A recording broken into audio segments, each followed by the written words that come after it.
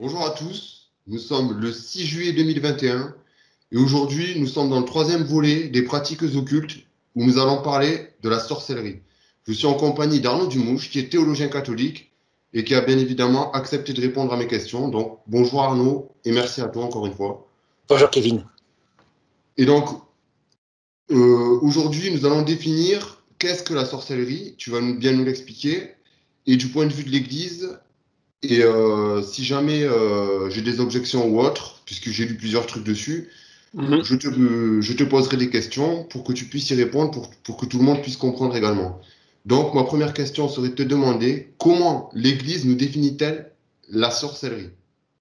Donc, c'est provoquer un effet efficace sur Terre à partir d'une cause qui est très précisément l'ange révolté, le démon. Ça veut dire ces anges qui sont par milliers, hein, par centaines de milliers, qui au début de la création du monde se sont révoltés contre le projet de Dieu, qui ont gardé leur intégrité physique, si on peut dire, ils n'ont pas de corps, hein, ce sont des purs esprits, mais tu comprends ce que je veux dire, et qui maintenant passent leur temps à essayer d'entraîner le maximum d'humains loin de Dieu dans leur révolte. Donc, quand un être humain, ayant compris qu'ils existent, se sert de ce qu'ils sont pour provoquer un effet physique sur Terre, soit en bien, soit en mal, enfin, dans ce qui paraît le bien ou de ce qui paraît le mal, eh bien, c'est ce qu'on appelle la sorcellerie. Tu vas voir qu'en réalité, il arrive parfois que les démons, donc dans la sorcellerie, fassent du bien, mais c'est un bien apparent. Ça veut dire qu'ils sont suffisamment intelligents pour viser toujours leur but, à savoir d'éloigner les hommes de Dieu, soit font du mal, par exemple, un sort qui est lancé sur une personne pour qu'elle tombe malade, pour qu'elle meure, etc. Est-ce qu'un acte de sorcellerie, il implique systématiquement le démon? Obligatoirement. Sinon, ça sera autre chose. Ce que tu appelles les sciences occultes, ça veut dire avec une cause cachée, il y en a de plusieurs sortes. Il y a celles qui sont originaires de la nature dans des pouvoirs qu'on ignore actuellement. Ça peut être par exemple la télépathie. C'est un phénomène que mon père avait expérimenté lorsqu'il était petit. Il me raconte, il travaillait ses cours sur Nabucodonosor. Tu sais, c'est un empereur babylonien. Et sa mère était dans l'autre pièce, elle passait le balai, et tout d'un coup, elle se met à dire Nabucodonosor. Elle n'avait pas vu du tout ce qu'il travaillait, hein. Vraiment, il en est sûr. Et là, il s'est dit, ça c'est de la télépathie. Tu vois, ça vient comme ça, c'est spontané, c'est bizarre. Eh bien, quand le phénomène est naturel, c'est bizarre, on ne connaît pas la cause, mais ce n'est pas le démon.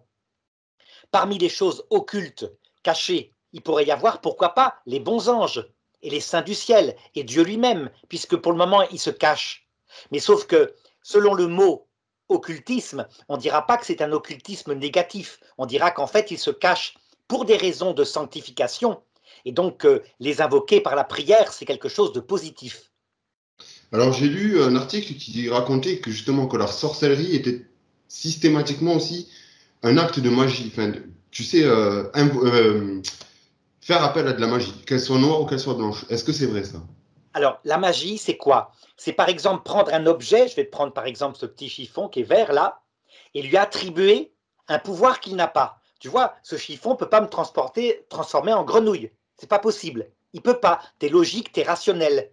Donc, si à partir d'un objet quelconque, un objet qui n'a aucun pouvoir pour lui-même, tu obtiens des effets qui sont manifestés, hein, qui sont véritables, comme par exemple la mort d'une personne, eh bien, les superstitieux vont dire c'est l'objet qui a tué la personne. C'est le gris-gris, par exemple, diront certains Africains animistes. Alors que les catholiques savent qu'en réalité, il y a forcément une puissance cachée derrière cet objet, qui est le démon, qui a provoqué la mort. Et donc, ce qu'on appelle la magie, c'est quand on attribue à l'objet le fait, alors qu'en réalité, derrière l'objet se cache une cause qui est cohérente, par contre, hein, qui est logique.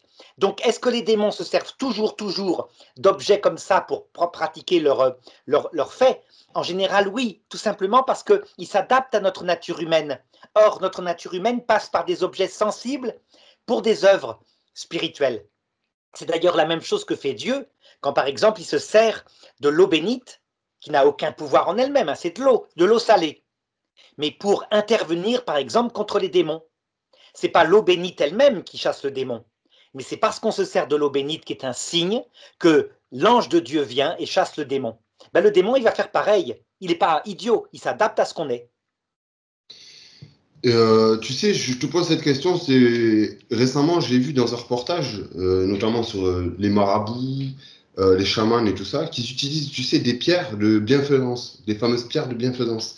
Tu sais où c'est que donc ils invoquent un pouvoir surnaturel dans la pierre, et la personne qui porte cette pierre, il y arrive que du bonheur pendant un certain laps de temps.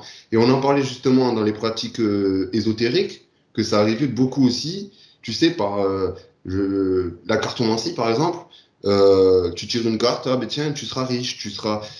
Est-ce que pour toi, parce que moi je vois un signe là-dedans, c'est que oui, il peut se cacher le démon dans la pierre pour apporter du bonheur à la personne pendant un certain temps, mais derrière, lui, le démon, il a un objectif, je dirais. Tout à fait. Ça veut dire qu'en fait, je t'ai dit, le démon, il ne faut pas le prendre pour un idiot. Il ne va pas se présenter à toi pour te faire peur. Donc, il ne va pas se présenter en disant, avec une odeur de soufre ou de je ne sais pas quoi, je vais t'emmener en enfer où tu seras, etc., brûlé pour l'éternité. Non, il va se présenter pour faire du bien. Et donc, il va s'adapter à notre psychologie. Résultat, eh bien, quand tu as une pierre de bienfaisance, la pierre en elle-même, tu dois te demander, est-ce qu'elle est capable de provoquer un effet sur ton corps? Certaines pierres, oui, comme par exemple les pierres radioactives. L'uranium, une petite pierre d'uranium, eh bien, ça émet des rayons et ça va tuer le corps ou alors, dans certains cas, ça traite le cancer. Donc évidemment, il faut des rayons très ciblés. Mais une pierre normale n'a pas d'effet comme ça. Donc s'il y a un effet produit par n'importe quel objet comme une pierre, mais un effet énorme, hein, qui n'est pas adapté à ce qu'est la pierre, alors tu peux te dire, il faut que je pose derrière, caché, une cause occulte, qui peut être soit un bon ange, si c'est un sacramental. Par exemple, Saint Hildegarde de Bingen donne certaines pierres dans sa médecine, et puis elle dit qu'il faut prier. Donc la pierre en elle-même, à mon avis, n'a pas d'efficacité, hein. C'est ce qu'on voit actuellement, la médecine moderne le montre, mais puisque ça agissait au Moyen Âge, c'est peut-être que les anges intervenaient par le symbole de ces pierres, du style l'améthyste, non, l'émeraude qui est verte signifiait l'espérance, ça redonnait de l'espoir à des personnes angoissées. Je ne sais pas, des trucs comme ça, hein. Mais il fallait une action d'un esprit, donc d'une cause qui soit adaptée à l'effet.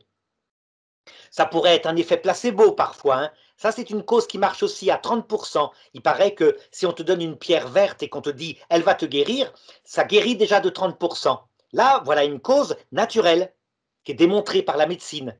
Et puis le démon peut intervenir. Le démon, lui, ayant toujours comme but, évidemment, de te séduire et de peu à peu entraîner ton âme à se séparer de Dieu.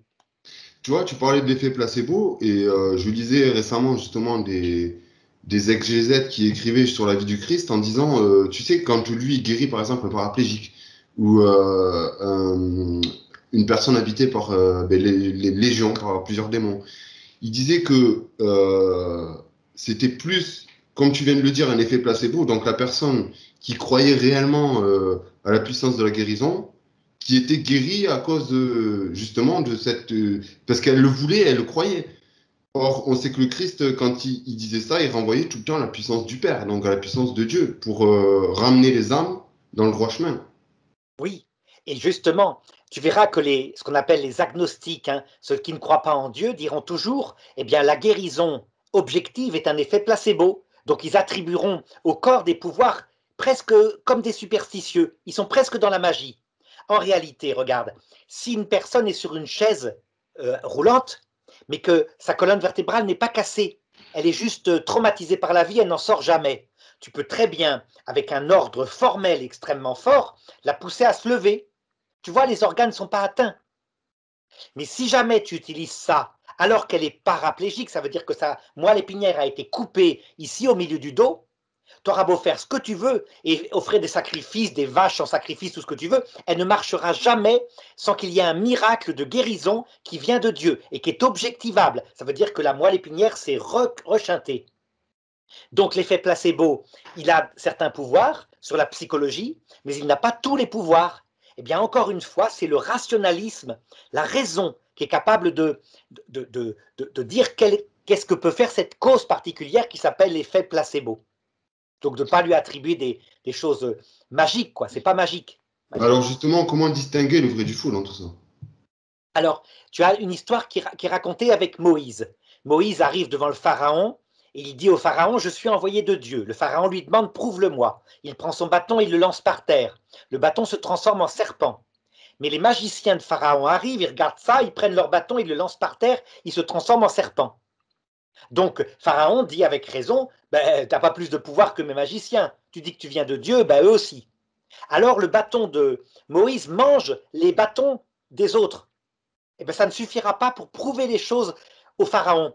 Donc le Pharaon, là, il avait fait une certaine recherche objective, il avait raison, mais il a poussé trop loin les choses. Et à la fin, il a fallu un miracle impossible qui venait que de Dieu seul. C'est la mort des premiers-nés d'Égypte. Donc il ne pouvait pas être un phénomène naturel pour qu'il les laisse partir. Tu vois, donc on peut donc s'aveugler et il faut donc, pour discerner bien les causes, être très humble, faire des expériences, ne pas se prononcer trop vite et à la fin, quand on conclut, être prêt à changer si on s'est trompé. Mais globalement, tout phénomène qui est impossible à la nature, qui implique une toute-puissance infinie, comme par exemple la moelle épinière tranchée qui repousse. D'accord? Tout phénomène comme un aveugle de naissance qui voit, il n'a pas de cornée par exemple et il voit tout d'un coup. Ou la résurrection d'un mort, Dieu seul peut le faire. C'était pas ce qui est arrivé, excuse-moi de te couper, à Sainte-Bernadette, justement, à Lourdes, quand elle a mis, tu sais, quand elle a fait jaillir la source miraculeuse, je crois qu'il y a une aveugle qui avait pris l'eau et elle avait frotté ses yeux avec et elle a pu voir, justement, alors qu'elle n'avait pas de cornée. Alors que l'œil n'était pas guéri. Je crois que c'est le deuxième miracle de Lourdes. Le premier, c'est un petit bébé qu'une maman a trempé dans la source en question. Il avait le cœur à brancher à l'envers et tout s'est remis en place. Donc il était bleu, t'imagines, et puis il est redevenu rose. Donc Donc ça, là, on est d'accord, c'est ce qui relève du miracle. oui, parce que c'est impossible à un ange ou à un démon. C'est quand même des créatures, ils n'ont pas un pouvoir infini. Donc là, il faut la puissance infinie.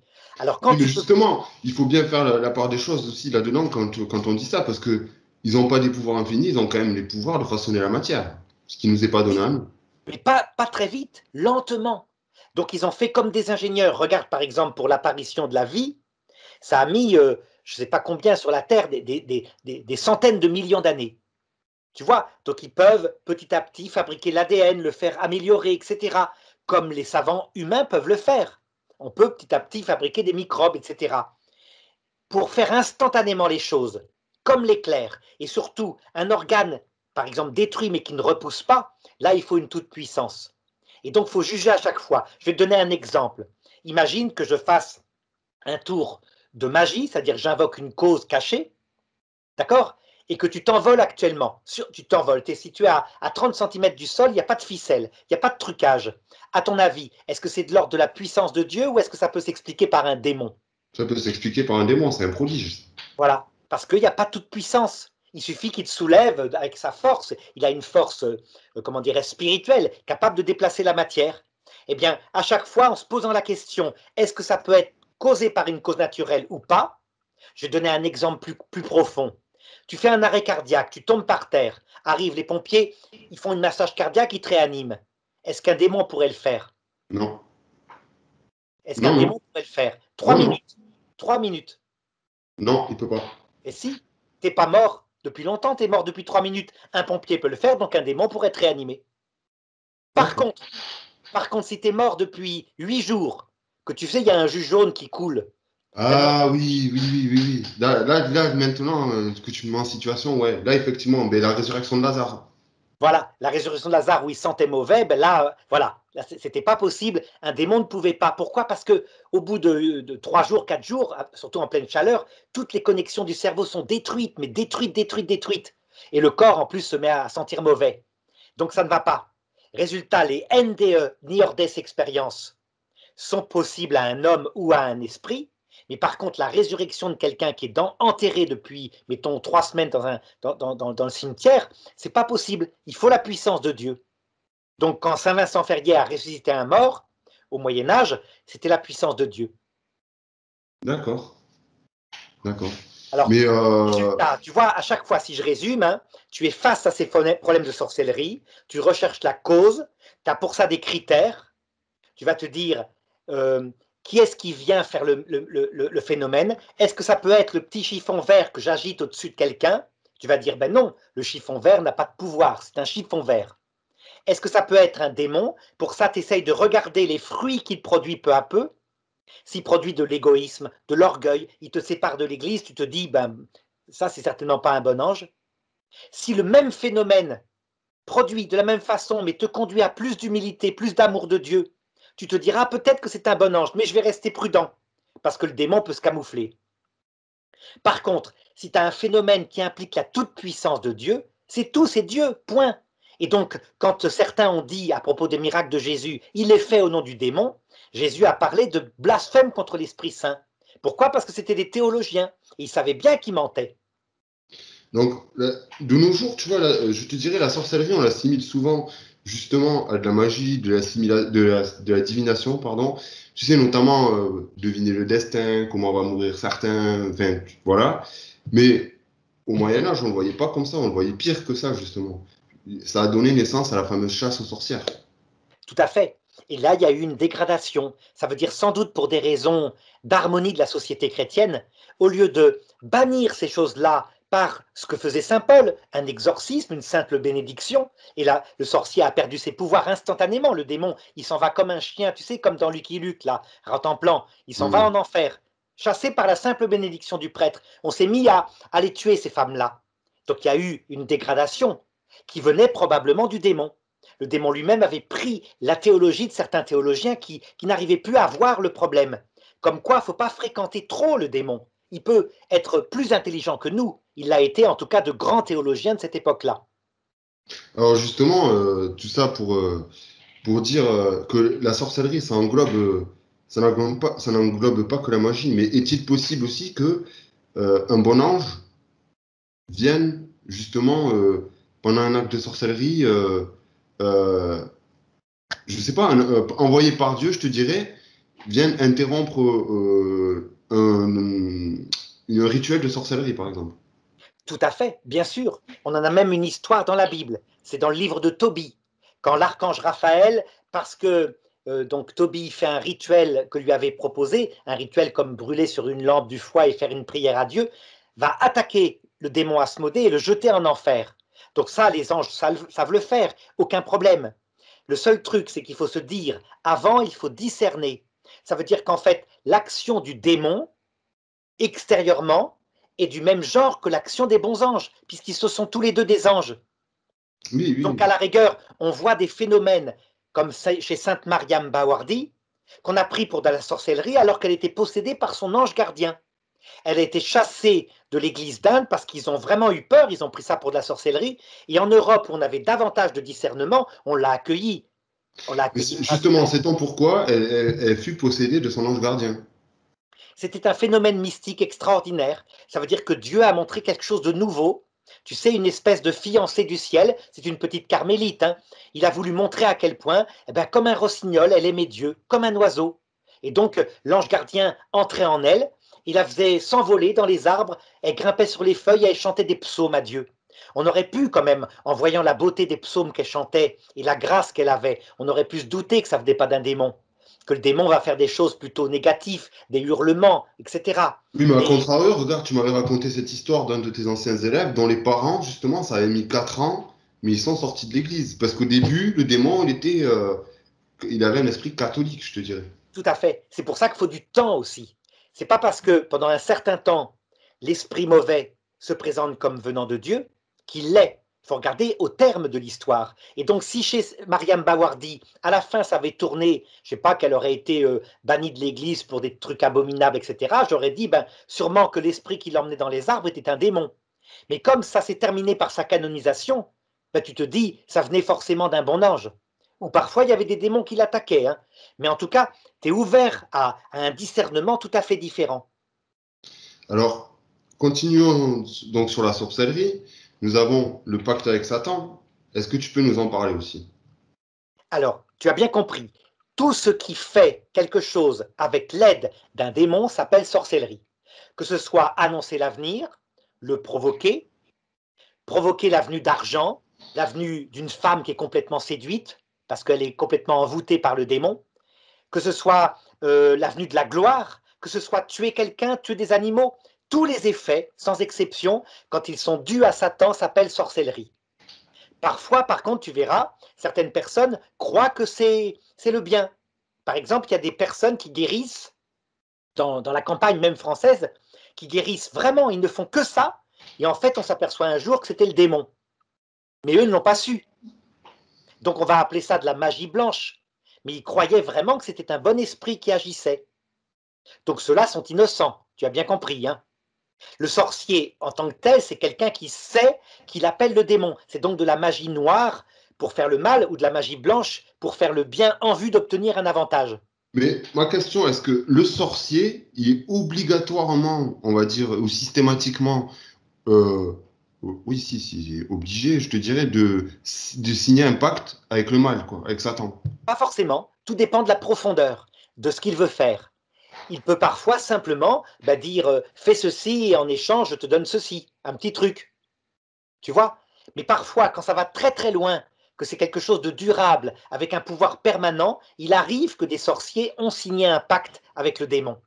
Mais ce n'est pas toujours le cas, d'autant plus que, comme je t'ai dit, c'était le cas, on le voyait beaucoup en Afrique, où il y avait beaucoup de sorcellerie, quand les missionnaires sont arrivés au 19e siècle. Le sorcier, il avait beau avoir fait un pacte avec le démon qu'il n'avait pas signé puisqu'il ne savait pas écrire, il suffisait que le missionnaire arrive, trace un signe de croix, et le sorcier n'avait plus de pouvoir, sauf celui de poignarder avec un couteau le missionnaire. Mais ça restait un pouvoir humain, mais son pouvoir de sorcier avait disparu. Tu vois un petit peu. Donc le pacte n'est pas obligé. Quelquefois, ça se fait oralement, en échange d'une promesse. Le démon, en général, promet gloire, plaisir, richesse en cette terre. Et du coup, ça va sans dire, mais quelquefois il le demande, son âme dans la fidélité à son engagement égoïste dans l'éternité. D'accord. Là maintenant, je vois mieux. Peux-tu nous parler aussi? Alors, c'est une affaire que tout le monde connaît, je pense que beaucoup de nos auditeurs connaissent. Je ne sais pas si toi tu connais l'affaire des sorcières de Salem. Oui, tout à fait. C'est une affaire dans le protestantisme en Amérique qui d'ailleurs a mis fin complètement à ces histoires-là. Après, le rationalisme des Lumières est venu. Donc c'est pareil, quoi, comme toujours, un pasteur protestant, pas derrière lui de guide qui vienne modérer comme un évêque. Une personne est accusée de sorcellerie parce que des petites filles sont entrées en crise soi-disant de possession, et puis le mécanisme se met en branle, et finalement, ils se dénoncent les uns les autres parce qu'en se dénonçant, ils échappent au risque de peine de mort, et résultat, on arrive à je ne sais pas combien d'exécutions. Tu vois, c'est C'est un un peu phénomène. similaire, c'est un peu similaire au possédé de Loudun. Oui, c'est un peu similaire, sauf que là, il n'y a eu que un exécuté, c'est le curé de Loudun, tandis que au Sorcière de Salem, il y en a eu plusieurs, qui étaient Oui. tous innocents, hein. Et tu vois, la chose en question, le mécanisme là, l'hystérie collective, le fait de ne plus savoir ce qu'il en est, eh bien, est-ce que c'est un phénomène satanique ou est-ce que c'est un phénomène psychologique? Je dirais comme toujours les deux. Il y avait l'orgueil de certains théologiens qui étaient sûrs d'eux et qui ne voulaient pas revenir en arrière, et le démon se mettait dedans. Et puis il y avait le démon qui était certainement là, qui excitait les choses. Mais quand la chose s'est arrêtée, tout d'un coup, ces gens sont retombés sur terre, un peu comme Judas, et se sont dit, mais qu'est-ce qu'on a fait? Qu'est-ce qui nous est arrivé? Oui, parce que quand il recouvre la raison, bien sûr. Oui. Euh, justement, à cette période-là, donc les années 1600, 1500, 1400, on se servait beaucoup du marteau des sorcières, le Malleus Maleficarum, écrit par deux inquisiteurs, donc Jacob Sprenger et Joseph Kramer. Est-ce que tu peux nous parler justement de cette période-là, on l'appelait la Bible des sorcières, justement. En fait, parmi les inquisiteurs, la plupart d'entre eux, ou parmi ceux qui poursuivaient les sorciers, étaient des gens qui avaient fait du thomisme, qui avaient les pieds sur terre, qui étaient des grands scientifiques, avec plein de miséricorde. C'est ce qui explique que dans l'Église catholique, il n'y a eu que 1500 condamnations à mort par l'Inquisition. Et parmi eux, peut-être 800 sorcières. Souvent des femmes d'ailleurs, hein. Mais souvent, c'était des gens comme ça, qui étaient très humbles, et puis quand ils avaient repéré une sorcière, ils se contentaient de la condamner à faire un pèlerinage ou à dire des rosaires. Et puis après, ils la bénissaient pour pas que ça revienne et qu'elle ne recommence pas. Ça s'arrêtait là. Eh bien, parfois, il y avait parmi les prêtres certains qui étaient nommés, mais à tort. On faisait une erreur de nomination. Donc des gens qui croyaient trop et qui inventaient n'importe quoi. Et il s'avère que, comme toujours, tu le sais, hein, quand un type écrit un livre bien, bien croustillant, qui va dire, je ne sais pas quoi, du style qu'on immole des enfants au Vatican, par exemple, hein, regarde ça chez les protestants, tout de suite, tu as des gens qui détestent particulièrement, par exemple, le catholicisme, qui vont s'y mettre à y croire et qui vont se le répéter. C'est ce qui s'est passé. Donc là, le livre avec des trucs pour repérer les sorcières, des trucs mais complètement idiots, qui sont dans leur tête, que jamais personne, aucun théologien, tu ne trouveras ça jamais chez saint Thomas d'Aquin. Eh bien, ces trucs-là se sont répandus, vraiment. Et tu n'as pas pu l'empêcher. Alors, il y avait des trucs qui étaient justes. Par exemple, en général, une sorcière n'est pas vierge. Pourquoi? Parce que si elle fait ça pour l'argent, en général, c'est qu'elle aime aussi le plaisir. Et en général, c'est qu'elle aime aussi la gloire. Donc les choses vont ensemble. Donc trouver une jeune fille vierge et limpide qui vraiment est dévouée à Dieu et qui soit sorcière, c'est compliqué. C'est pour ça que pour Jeanne d'Arc, ils n'ont pas eu tort de vérifier qu'elle était bien vierge. De fait, elle l'était, donc ça les a un peu troublés. Mais il y a d'autres choses qui sont complètement absurdes, comme par exemple un point sur le corps où le démon aurait passé son pacte et si tu le piques, il est insensible à la douleur. Ben, tu vois, c'est vraiment des trucs qui datent du bas Moyen-Âge, quoi, de l'époque la plus superstitieuse. Et ces gens-là se sont fait piéger. Jusqu'à ce qu'à un moment donné, tu vois, à peu près à l'époque des Lumières, le bon sens revienne. Et justement, comme le bon sens était revenu au XVIe siècle, que les inquisiteurs de l'Église catholique étaient très tolérants, c'était souvent des prêtres très bons qui disaient mais c'est des histoires de bonnes femmes, vous lui donnez une bénédiction et on lui donnera l'absolution. Eh bien le roi Henri IV lui-même, du coup, qui croyait qu'il était très superstitieux, parce qu'il venait du protestantisme, peut-être ça joue, hein, eh bien, il refusait que les inquisiteurs viennent au procès de sorcières pour les faire condamner, parce qu'il disait s'ils viennent, elles vont être relaxées, ils vont trouver un truc. Mais pourtant, au XVIe siècle, c'est là aussi où il y a eu l'hécatombe de l'Inquisition espagnole. Alors, l'inquisition espagnole, c'est différent. C'est une inquisition politique un peu. C'est-à-dire qu'ils veulent unifier l'Espagne et chasser toutes les hérésies, y compris le protestantisme. C'est ce qu'on Donc là, appelle l'Inquisition royale. voilà, fondée par Isabelle la catholique, etc. Donc ça, c'est un truc qui mêle religion et politique. Quant à l'Inquisition fondée par le pape Innocent III, donc l'Inquisition catholique, elle date à peu près le XIIIe siècle, et puis elle s'étend jusqu'au XVIe siècle, où elle va disparaître peu à peu, mais tu vois, elle ne fait pas du tout le même nombre de morts. Ça n'a rien à voir. Et ce sont des grands théologiens. Mais ça, pour te dire, en tout cas, il ne faut donc pas fréquenter et être exorciste trop longtemps. Parce qu'on peut se faire perdre et embobiner par le démon. Hein. Et je rajouterais même plus que le Malleus Maleficarum a été mis à l'index par l'Église catholique. Oui, et les inquisiteurs qui l'avaient écrit ont même été condamnés. C'est-à-dire qu'ils ont été chassés de leur rôle, etc. Oui, C'est-à-dire ils que ont été excommuniés. Ouais. mais quand C'était elle s'est ipso rendue facto. Hein. compte, Ça a été ipso exactement, facto d'ailleurs.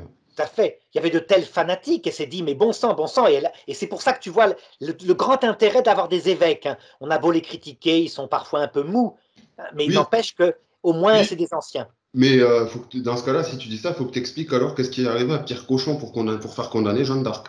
Certes, il voulait Voilà. être archevêque, Oui.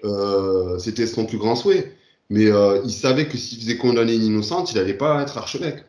Tout à fait. Et ça te montre que même si le système avec des évêques a fait moins de morts, puisque je t'ai dit, dans l'Église catholique, donc 1500 morts par l'Inquisition, mais je parle condamnés par un procès d'Inquisition. Pour Jean Calvin, qui a tenu la ville de Genève pendant 26 ans, tu as 2500 condamnations à mort. Pourquoi? Parce qu'il est tout puissant. Il n'y a pas d'appel. Et donc, ben, il prend une décision, ben, c'est appliqué. Résultat, alors je ne sais plus quelle était ta question. Par rapport à Pierre Cochon, Ah oui, Pierre Cochon. Eh bien, ça montre que le système n'est pas parfait, qu'il peut y avoir quand même des évêques ambitieux, des évêques qui ont trop de pouvoir.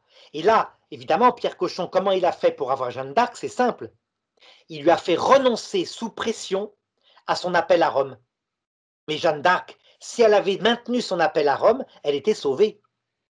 Évidemment, quand elle dit j'en appelle, vous êtes mon ennemi mortel, j'en appelle à Rome, et qu'il lui dit soumettez-vous à vos juges, c'est exactement ça. C'est une procédure canonique oui, qui mais aurait là, sauvé. c'est calculé. Enfin, je veux dire, là, Monseigneur Cochon, il avait calculé parce que Jeanne d'Arc, elle savait ni dire ni écrire. Oui, tout à Donc, fait elle ne calculé. savait pas derrière ce qui pouvait, ce qui se tramait derrière, quoi. Alors que Monseigneur Cochon, lui, en avait parfaitement conscience. Tout à fait. Donc il a commis un grave péché.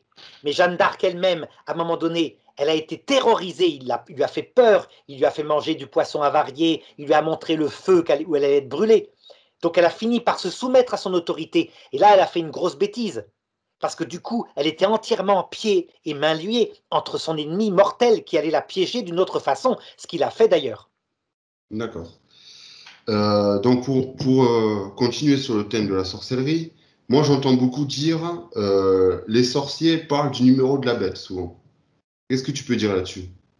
Alors, comme toujours, hein, dans toutes ces affaires de sorcellerie, tous les symboles sataniques vont être repris. Ça, ils aiment beaucoup, puisque le démon aime bien les sacrements, entre guillemets, de son pouvoir. Donc le chiffre 666, ou alors la croix à l'envers. Mais tu vois, la croix à l'envers, c'est une récupération du démon, puisque au départ, Saint-Pierre. c'est une croix chrétienne, c'est la croix de Saint-Pierre. Il a Oui, été il a été. crucifié à l'envers. Mais lui, il va s'arranger, ou plutôt peut-être l'imagination des sorcières vont s'arranger pour récupérer tous ces symboles-là. C'est comme l'étoile à 5 branches, par exemple, hein, qui représente un bouc, si tu veux. Ben, c'est une invention des sorcières. Est-ce que le démon, ben, est-ce qu'il leur a suggéré ou est-ce qu'il s'est mis dedans parce que ça l'arrangeait bien? C'est les deux, parfois, sans doute. Hein. Oui, parce que j'ai vu que la fameuse tête de bouc qu'on assimile au diable, c'est beaucoup, je dirais, implanté dans la sorcellerie. Beaucoup. Voilà. Et ça se transmet après. Alors tu vois, il ne faut pas non plus voir partout la sorcellerie. Par exemple, les milieux gothiques qui s'habillent en noir avec des araignées, etc. Moi, j'en ai connu pas mal en Belgique. Eh ben, c'était souvent des gens, c'était une culture, quoi. Ça n'avait rien à voir avec la sorcellerie. C'était une façon de s'amuser entre eux. Et donc, c'était des gens très gentils, très braves, qui ne croyaient d'ailleurs souvent ni en Dieu ni en diable. Hein. Oui, parce que la moitié ne savent même pas que ce sont des symboles qui peuvent être interprétés dans ce sens-là, justement. Voilà. C'est une esthétique, si tu veux, musicale aussi, avec le hard rock gothique, etc. D'accord, d'accord. Donc là, maintenant, j'aimerais beaucoup que tu nous parles des sabbats. Tu sais, les fameuses réunions où c'est que les sorcières allaient dans le... Ça, c'est, par exemple, c'est écrit dans le Malleus Maleficarum que les sorcières se rendent au sabbat sur leur balai en volant. Donc on sait Voilà. tous que ça relève plus du folklore que de la réalité. Bien sûr. Et en fait, ça relève de tout ce qu'il y a dans le cœur de l'homme. Tu sais, la théorie du complot, par exemple, surtout à cette période de peste noire, elle consiste à dire que forcément, la peste, il y a une cause satanique. Parfois, certains évêques diront, mais non, c'est Dieu qui vous punit pour vos péchés. Mais la plupart diront, c'est une cause satanique. Et donc, qui dit satanique dit, il y a un antichrist qui mène le démon, c'est-à-dire des sorciers et des sorcières. Et qui est-ce que sont habituellement les sorciers et les sorcières? Eh bien forcément, les juifs. Pourquoi? Parce que c'est un peuple différent qui est parmi les chrétiens. Et les juifs, qu'est-ce qu'ils fêtent? Ben, le Shabbat, la fête de la création. Sauf que la fête de la création, c'est une fête tout à fait possible chez les chrétiens. On peut tout à fait louer Dieu parce qu'il a créé le monde. Eh bien, devenu chez ces gens-là, qui n'ont plus aucune culture, si tu veux, qui sont zéro au niveau culture, ça devient le Shabbat des sorcières. Donc avec des danses et un ballet, tout ce que tu peux imaginer. Donc Mhm. voilà comment ça se passe. Et ce sont des mécanismes qui mêlent l'imaginaire, les ragots, la théorie du complot, ça veut dire qu'il doit y avoir forcément un coupable pour nos malheurs, et ça se répand. Ça se répand, et je pense que c'est sans doute là, peut-être, l'influence la plus grande du démon. Tu vois, c'est pas les phénomènes de télépathie, de télékinésie, de lévitation, mais c'est plutôt quand il s'empare de l'imaginaire humain pour le pousser à tuer. Tu vois Oui, qu'il mais y a à une puissance contrario, il y a des gens, forte. je te dirais, il y a des gens comme le très célèbre Gilles de Rais qui, eux, assistaient réellement à des rituels qu'on pourrait appeler macabres. Oui, mais il le faisait par pédophilie, il le faisait par sadisme, il avait tout un instinct de jouissance en lui, et ça s'est transformé comme ça. Par contre, il était profondément chrétien, il s'est repenti à la fin, tu sais qu'il a même reçu le pardon du peuple à qui il avait fait tant de mal. Donc, il était pris par ces superstitions, d'où l'intérêt d'avoir les pieds sur terre avec une théologie réaliste pour dire attention, tel rituel, comme je t'avais dit hein, pour Monseigneur Amorce, quand le démon part avec beaucoup de difficultés s'il emploie l'exorcisme en français, au lieu de dire ça prouve que l'exorcisme en français ne marche pas bien, tu dis, le démon est en train de se foutre de moi. Oui, Voilà. Et tu ne oui, c'est l'écoutes logique. pas. Tu ne le laisses pas piéger parce qu'il est beaucoup plus intelligent que nous. Si tu te laisses piéger, tu commences à dire que donc le rituel écrit par l'Église catholique en français serait moins efficace que le rituel écrit par l'Église catholique en latin. Ce qui est idiot. C'est pas le français, c'est pas le latin le problème. Le problème, c'est l'humilité, l'obéissance à l'Église, l'amour de Dieu, l'amour du prochain qui chasse le démon. Et donc, quelqu'un qui a eu une vie, je dirais, de sorcier, peut-il être pardonné et sauvé? Bien sûr, mais il doit faire une conversion. Ça veut dire que il a fait volontairement. Tu vois, le sorcier n'est pas un possédé, hein, c'est un volontaire. C'est un homme qui a compris que pour avoir de la gloire, etc., il faut qu'il fasse un pacte avec le démon. Donc il faut qu'il change. Donc il détruit évidemment tous ses pactes, tous ses objets, etc. Et il retourne vers Dieu. Comment va-t-il retourner vers Dieu? Premièrement, évidemment, une confession générale, avec l'absolution. Deuxièmement, il faut qu'il travaille la théologie. Troisièmement, qu'il se mette à prier, à pratiquer la prière et la charité fraternelle.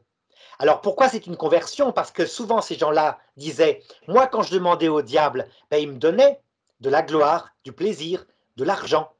Maintenant que je suis avec le Christ, ben, il me donne seulement le bonheur de savoir qu'il y a une vie éternelle. Mais j'ai Oui. moins d'argent, j'ai moins de gloire, j'ai moins de sexe. Ça veut dire que si la personne n'est pas convertie, qu'elle est toujours centrée sur ses petits plaisirs terrestres, elle risque d'y retourner. Oui, elle aura plus de facilité, bien sûr, à replonger dans le péché, bien sûr. Voilà. Ben écoute, moi, concernant la sorcellerie, j'ai plus d'autres questions. Je pense avoir bien compris ce que tu m'as enseigné. En revanche, si tu avais un point de chute pour clore ce débat. Eh bien, rappelle-toi, ça c'est pour conclure la chose, hein, ce que les apôtres ont démontré qu'il fallait faire par rapport aux sorciers, surtout qu'il y en a encore beaucoup en Afrique, vraiment, hein, et là vraiment des vrais sorciers, c'est-à-dire des peuples animistes qui vraiment sont en contact avec des esprits mauvais pour faire le mal. Saint Paul, quand il a été confronté à une sorcière qui le suivait dans la rue en disant « Écoutez-le, celui-ci est envoyé de Dieu », et ça devenait impossible. Pourtant, elle disait des vérités, avec la puissance du démon. À un moment donné, il en a eu marre, il lui a dit sors de cette femme, et aussitôt il est barré, il est parti, il n'est plus jamais revenu. Ce qui a fait faire d'ailleurs des ennuis à Saint Paul, parce que les gens qui avaient cette esclave dans leur maison et qui leur faisait gagner beaucoup d'argent par ces phénomènes de voyance, eh ben, ne gagnaient plus d'argent. Et donc ils lui ont fait un procès. Oui, mais je te dirais, c'est un peu comme quand le Christ a été jugé, qu'on disait qu'il chassait le démon par Belzébuth, par le pouvoir de Belzébuth. Tout à fait. Alors que là, on voit bien. Donc, si tu tombes un jour sur un sorcier, ou si quelqu'un qui écoute cette vidéo, qui est d'Afrique, tombe sur un sorcier traditionnel du pays, eh bien, il dit vraiment, il ne le dit pas devant lui, hein, il le dit dans sa prière, Sainte Vierge, viens et chasse le démon qui entoure cet homme-là, qu'il ne revienne jamais. Je te le demande, Sainte Vierge, ou Saint Michel, Archange, Saint-Michel s'il te Archange. plaît. Et c'est instantané. Si la personne a un cœur humble et qu'elle a un cœur aimant, eh bien, aussitôt, tu peux être garanti que la Sainte Vierge va lui obéir et que le démon va partir. D'accord, très bien. Eh bien, écoute, je te remercie beaucoup, Arnaud. Si tu me permets, justement, en parlant de Saint-Michel, j'aimerais pouvoir utiliser cette vidéo aussi pour faire une petite annonce. Donc, je vais organiser un live prochainement sur ma chaîne où je vous ferai justement gagner cette médaille de Saint-Michel-Archange avec au dos la prière à Saint-Michel. Voilà. Donc, je vous ferai une petite vidéo pour vous donner la date et pour vous donner plus de précisions sur ce concours. Voilà. Ah, merci Et Kevin, donc, c'est une très bonne idée. je te merci. Et je te remercie encore une fois, Arnaud, d'avoir accepté de répondre à répondre à mes questions. Excuse-moi. Voilà. Merci Kevin, au Merci revoir. à toi. Au Au revoir. revoir.